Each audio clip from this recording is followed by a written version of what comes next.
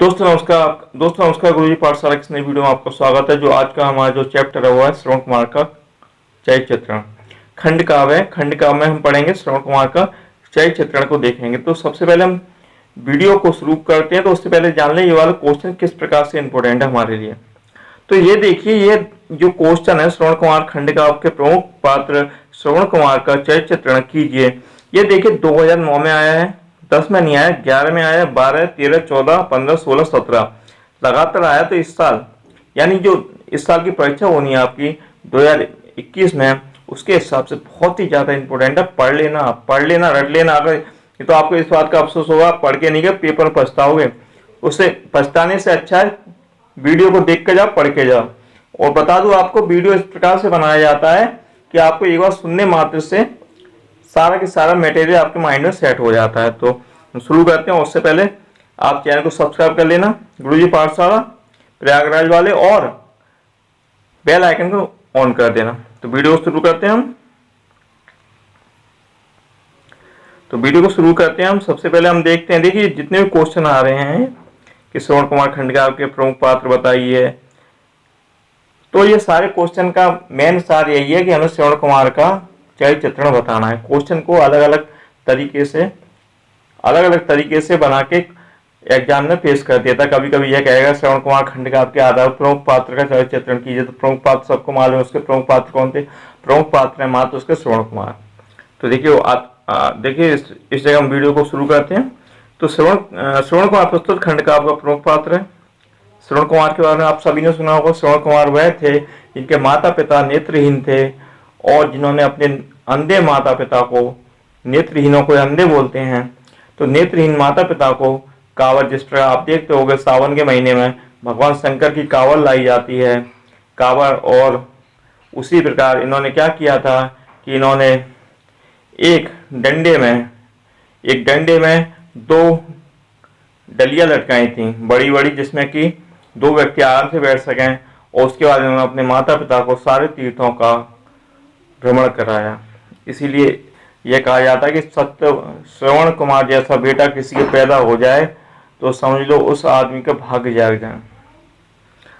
तो श्रवण कुमार खंड काव्य में सबसे पहले शुरू करते हैं मातृ पितृभक्त। देखिए इनके सबसे चैप्टर की पहली विशेषता मातृ पितृभक्त। मैं आपसे भी यही कहूंगा, अपने माता पिता की सेवा कीजिए, जो माता पिता के सपनों को पूरा कीजिए। ओके, वीडियो को देखा करिए, चैनल को सब्सक्राइब कीजिए।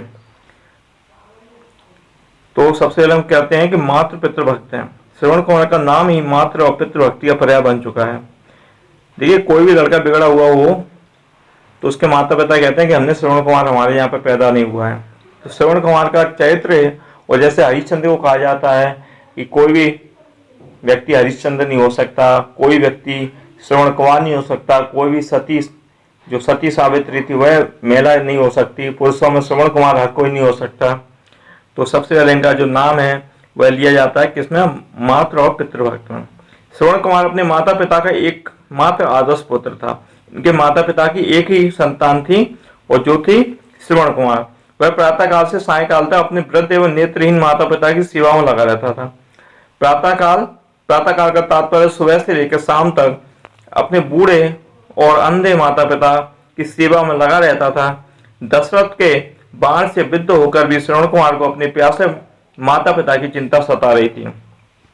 यहाँ पे बता दूं, इस विद्ध का तात्पर्य यह है कि एक बार क्या हुआ कि राजा दशरथ जो कि भगवान श्री राम के पिता, भगवान लक्ष्मण के पिता और भरत तो उनके पिता थे, जंगल में रामचंद्र के जन्म से पूर्व आखेट करने गए। आखेट का तात्पर्य शिकार करने गए।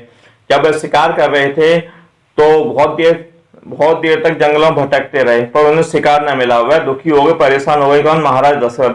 उसी समय श्रवण कुमार अपने बूढ़े माता पिता को तीर्थों पर ले जा रहे थे। तो जब माता पिता को प्यास लगती है तो माता पिता रास्ते में अपने पुत्र से कहते हैं, हे पुत्र हमें प्यास लग रही है। तो श्रवण कुमार एक घड़ा ले जाता है। घड़ा लेने के बाद वह उसे तालाब दिखाई देता है। तालाब में वह पानी भर रहा होता है। तो तालाब की जो पानी की आवाज है, आपने देखा होगा जब आप घड़े को तालाब में डालोगे या आप घर पे बाल्टी में बड़े टब में डाल के देखना तो बुड़ुम बुड़ुम आवाज आती है। तो उसमें जब वो पानी भरते हैं श्रवण कुमार, तो पानी के बुलबुलों की आवाज आती है। तो दशरथ कहीं दूर से इस आवाज को सुनते हैं, और शब्द भेदी वह बाण होता था कि जो कि किसी आवाज आने पर बाण चला दिया जाता था, वो सटीक अपने निशाने पर लगता था। तो दशरथ आवाज की दिशा में बाण चलाते हैं, किसी जंगली जानवर या भैंसे को समझकर या हिरण को समझकर कि कोई जंगली जानवर होगा, भैंसा होगा या हिरण होगा। तो बाण बेचारे श्रवण कुमार को लगता है और उसकी एक चीख निकल आती है। जब दशरथ को यह पता चलता है कि अरे अरे ये बाण तो किसी मनुष्य को लगा, पास जाकर देखते हैं तो श्रवण कुमार था। तो दशरथ के बाण से विद्ध का तात्पर्य है यहाँ पर कि दशरथ के बाण से घायल, विद्ध को हम यहाँ पर क्या बोलेंगे, घायल बोलेंगे, घायल घायल घायल होकर भी श्रवण कुमार अपने प्यासे माता पिता की चिंता सता रही है। वह दशरथ से कहता है, देखिए यहाँ पर कितनी अच्छी लाइन लिखी है, मुझे बाण की पीड़ा संप्रति इतनी नहीं सताती है, पितरों के भविष्य की चिंता जितनी व्यथा बढ़ाती है। अर्थात इन लाइनों का अर्थ यह है कि मुझे जो बाण आपने मेरे मारा है उसका दर्द मुझे नहीं हो रहा, मुझे सबसे ज्यादा चिंता इस बात की हो रही है कि मेरे बूढ़े माता पिता प्यासे बैठे हैं। कहां पर? उन्हीं काबरों में बैठे हैं। कृपया करके हे महाराज दशरथ, आप उन्हें पानी पिला दीजिए, मैं आपको हमेशा के लिए क्षमा कर दूंगा, मैं कोई आपसे गिला शिकवा नहीं मानूंगा, कोई आपसे पाप नहीं हुआ। अगर आप मेरे बूढ़े माता पिता को पानी पिला दोगे तो आपके सारे पाप कर्म नष्ट हो जाएंगे। अब देखिए नंबर 2 उनका पॉइंट आता है, पहले मातृ पितृ भक्ति वाला, सबसे पहला पॉइंट याद रखना, माता पिता की भक्ति करने वाला पुत्र।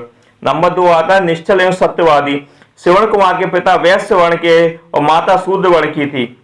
यहाँ पर वैश्य वर्ण का तात्पर्य है वैश्य अथवा बनिया, और शूद्र वर्ण का तात्पर्य है दलित। शूद्र से तात्पर्य है दलित, यानी उसके पिता वैश्य जाति के थे, बनिया जाति के, और माता शूद्र यानी कि दलित जाति की थी। जब दशरथ ब्रह्म हत्या की संभावना व्यक्त करते हैं तो श्रवण कुमार सत्य बता देता है।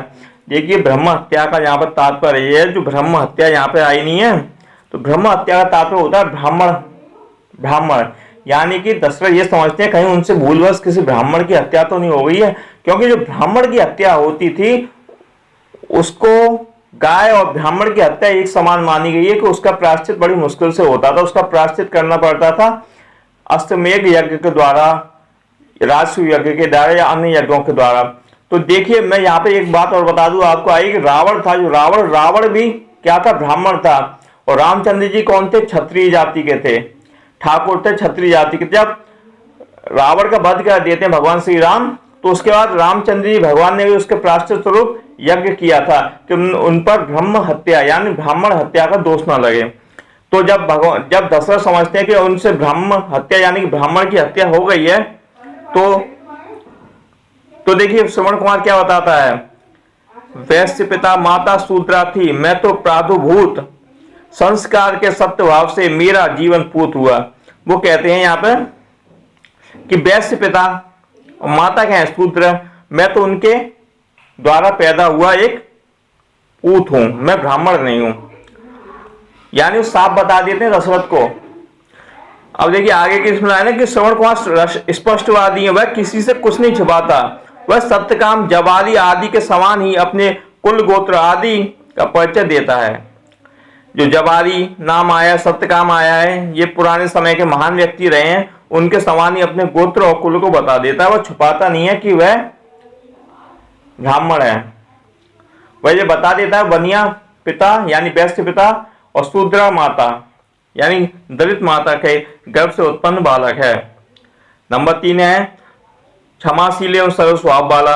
श्रवण कुमार का स्वभाव बहुत ही सरल है, उसके मन में किसी के प्रति ईर्षा, द्वेष, क्रोध एवं वैर नहीं है। दशरथ के बाण से विद्ध होकर वह अपने समीप आए संतत दशरथ का सम्मान ही करता है। विद्ध का मैंने यहाँ पे बताया था कि दशरथ के बाण से घायल हुआ सत्यवान जब करार आता है, तो उसके बाद महाराज दशरथ जाते हैं, उसे अपने जांग पर उसका सिर रख के उसे प्यार से पुचकारते हैं। तो वह कहता है, महाराज मेरी आपसे ये विनम्रता है, आपने जो बाण मारा कोई बात नहीं, मैं उसके लिए आपको क्षमा करता हूँ, कृपया करके मेरे अंधे माँ बाप यानी इसके श्रवण कुमार के अंधे माँ बाप जो कि कांवर में बैठे, उन्हें जाके पानी पिला दीजिए, कहीं प्यास से व्याकुल होकर वह परेशान ना हो जाए।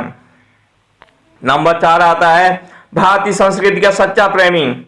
श्रवण कुमार भारतीय संस्कृति का सच्चा प्रेमी है। 4 वेद और 6 दर्शन ही भारतीय संस्कृति का आधार है। धर्म के 10 लक्षणों को अपने जीवन में धारण किए हुए है। क्या किए हुए है? धर्म के 10 लक्षणों को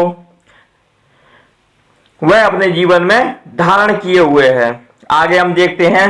देखिए ये लाइनें आप लिख के आओगे नहीं, जो ये वाली लाइनें आती हैं बीच बीच में, तो समझिए आपका और नंबर बढ़ जाते हैं अधिक। क्यों? क्योंकि वो एग्जामिनर ये सोचता है कि ये बालक है, बालिका है, स्टूडेंट है जो पढ़ के आया है, बहुत ज्यादा इसने पढ़ा है ध्यान से। क्योंकि अक्सर आप लोग खंड काव्य की किताबें परचेस नहीं करते हो मार्केट से, परंतु जो लाइनें मैं बता रहा हूं आपको उनको आप याद कर लेना। अगर नहीं लाइनें याद हो रही हैं तो ज्यादा अपना दिमाग खराब मत करना, जितना उतना लिख देना पूरे, तब पे पूरे नंबर मिलेंगे। ये तो इसके लिए होता है जब टाइम ज्यादा बच रहा हो। तो इस बार तो पेपर आपको बता दूं कि सारे सब्जेक्ट का एक पेपर होना है। चाहे हिंदी का पहले 2 पेपर होते थे, अब एक ही होना है। मैथ के 2 पेपर होते थे, वो भी एक होना है। इंग्लिश के 2 पेपर होते थे, वो भी एक होना है। यानी सारे पेपर एक हैं।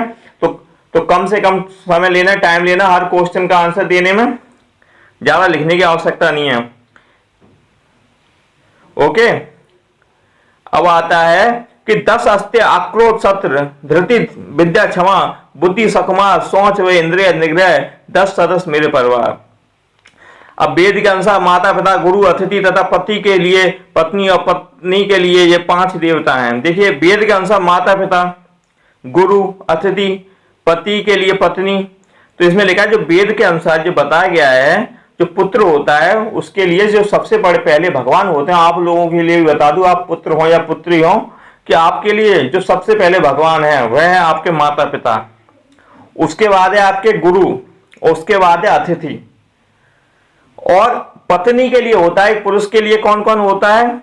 माता पिता गुरु अतिथि और उसकी पत्नी। और पत्नी के लिए होता है माता पिता गुरु अतिथि और उसका पति। इस प्रकार से ये 5 देवता कहलाते हैं, याद रख लेना। तथा ये पूजा योग्य भी हैं। श्रवण कुमार भी माता पिता गुरु अतिथि की देवतुल्य पूजा करता है। नंबर 5 आता है आप संतोषी, सेटिस्फाइड बोलते हैं जिसे इंग्लिश में। श्रवण कुमार को किसी वस्तु के प्रति लोभ मोह नहीं है, उसे भोग ऐश्वर्य का तनिक भी चाह नहीं है। वह तो संतोषी स्वभाव का है।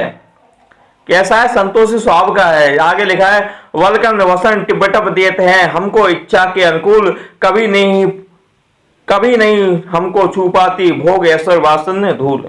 मतलब कि हम तो भाई साफ सुथरे और संतोषी व्यक्ति हैं, हमको किसी का धन वैभव देख के कोई लालच नहीं आता। हम तो सूखी रोटी में भी खुश हैं, पर वह रोटी प्रेम की हो, हमारी मेहनत की हो। नंबर 6 आता है हमारा पॉइंट संस्कारों को महत्व देने वाला। श्रवण कुमार समदर्शी व किसी के प्रति भी भेदभाव नहीं रखता, कर्मशील एवं संस्कारों को महत्व देता है। उसके जीवन में पवित्रता संस्कारों के प्रभाव के कारण। ये तो नंबर 6 पॉइंट याद रखना, इस संस्कारों को महत्व देने वाला। पहला पॉइंट हमारे माता पिता को सम्मान देने वाला, स्पष्टवादी, अपनी जाति नहीं छुपाता हुआ, सत्यवादी, आदर्श पुत्र। अब हमारा अगला पॉइंट आया था संस्कारों को महत्व देने वाला। देखिए इसमें लिखा है विप्र द्विजेतर के शोणित में अंतर नहीं रहे ध्यान, नहीं जन्म के संस्कार से मानव को मिलता सम्मान। मतलब जो मैं यहाँ पे बता दूं कि आदमी ये सोचता है कि राजा का पुत्र राजा बनेगा उसका सम्मान होगा, तो ऐसा नहीं है। श्रवण कुमार एक साधारण परिवार में पैदा हुआ बालक था, पर उसके गुणों के कारण हम उसे आज भी सम्मान की दृष्टि से देखते हैं।